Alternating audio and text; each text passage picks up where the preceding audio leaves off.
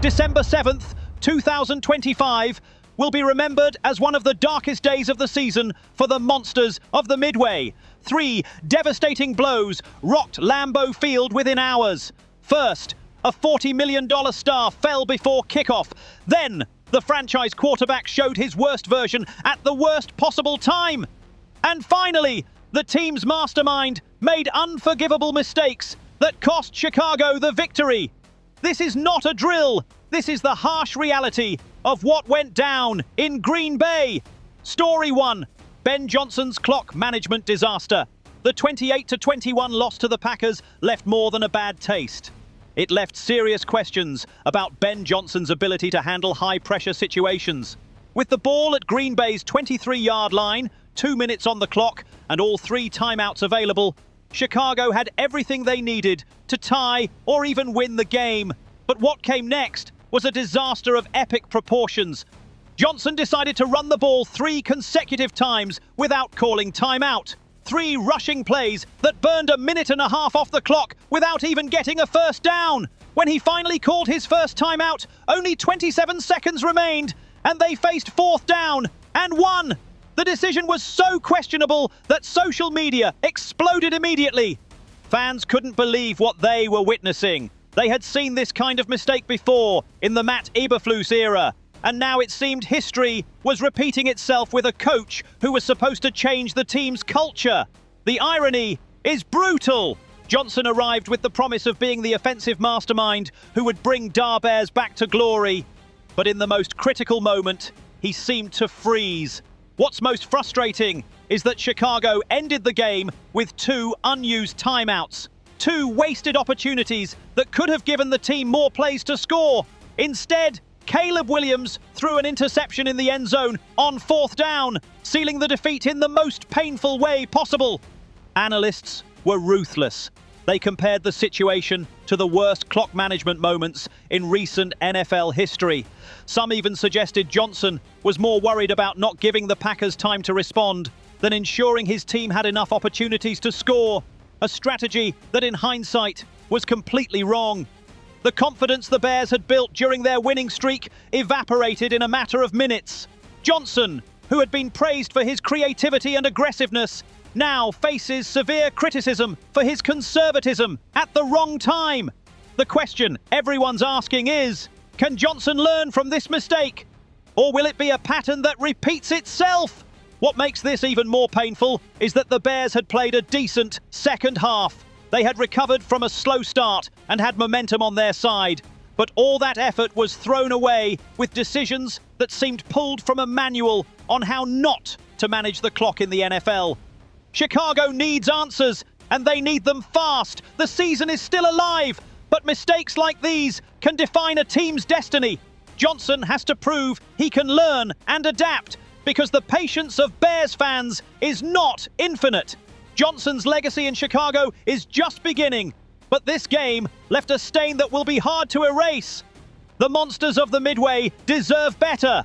They deserve a coach who's not only brilliant on paper, but can also execute under pressure. Time will tell if Ben Johnson is that man. What do you think about this? What would you do? Leave us your comment below. Story 2.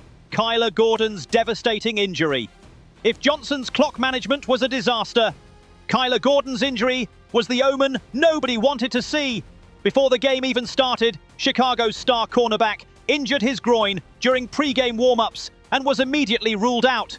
Devastating news for a defense that depends heavily on his versatility and coverage skills. Gordon, 25 years old, was a second-round pick in the 2022 draft from the University of Washington.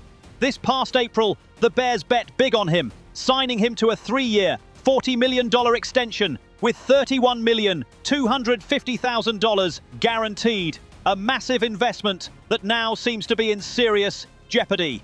This year has been a nightmare for Gordon health-wise. He's only played 3 full games due to recurring groin and calf injuries.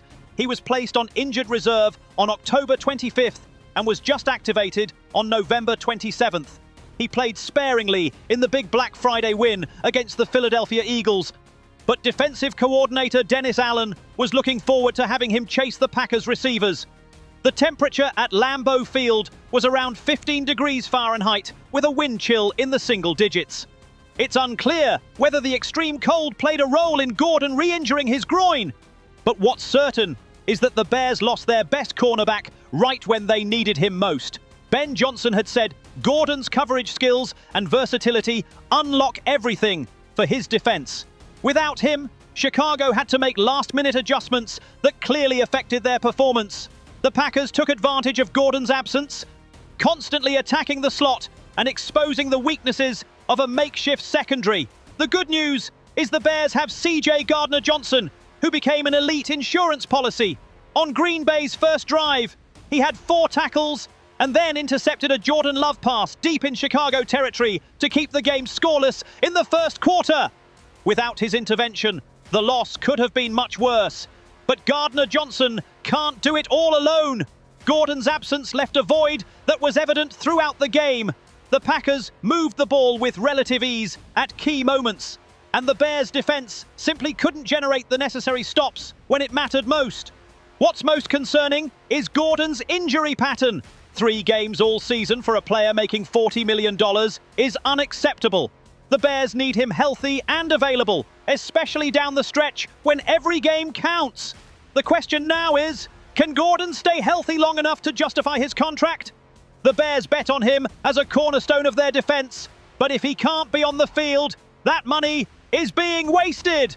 Ryan Poles and the medical staff have to find a solution, because this situation isn't sustainable. Chicago has defensive talent, but without Gordon, they're operating with one hand tied behind their back.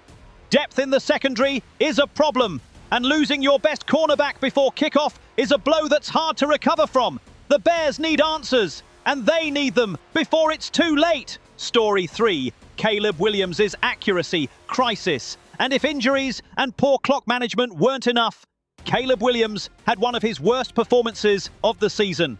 The number 1 draft pick showed exactly why the Bears still have a long way to go before being true contenders. His accuracy was completely off, and his decision-making left much to be desired. Williams has been playing some pretty bad football lately. In fact, he's been playing mostly bad football since early November. While he played much better in the second half against the Packers, and he still shows some wow plays, Williams' accuracy is way off for a former first overall pick, and it's holding this team back from reaching even greater heights. Bears fans shouldn't panic yet. Williams has already demonstrated tremendous growth in other areas of quarterbacking, particularly in avoiding sacks. He'll figure out the accuracy issues sooner or later, just perhaps not as quickly as Bears fans might prefer. But that doesn't make this performance any less frustrating. Williams had multiple opportunities to make plays that he simply didn't complete. Passes that should have been caught were thrown high, low, or out of reach of his receivers. In critical moments, when the team needed him to be precise, he simply wasn't up to the task. The offensive line didn't do him any favors either. As Ben Johnson mentioned last week, not all the problems in the passing game fall on Williams' shoulders. Such was the case on Sunday, as Chicago's vastly improved offensive line underwhelmed. Williams was under constant pressure, and some early penalties knocked the offense out of rhythm. There's no excuse for that performance either. Micah Parsons may be a dominant pass rusher, but he wasn't the only one living in the backfield. The O-line just didn't play up to their standards on Sunday, and they're going to have to do some soul-searching. But back to Williams. The reality is, he's in a slump. The numbers don't lie. Since early November, his completion percentage has dropped, his yards per attempt have decreased, and his decisions have been questionable.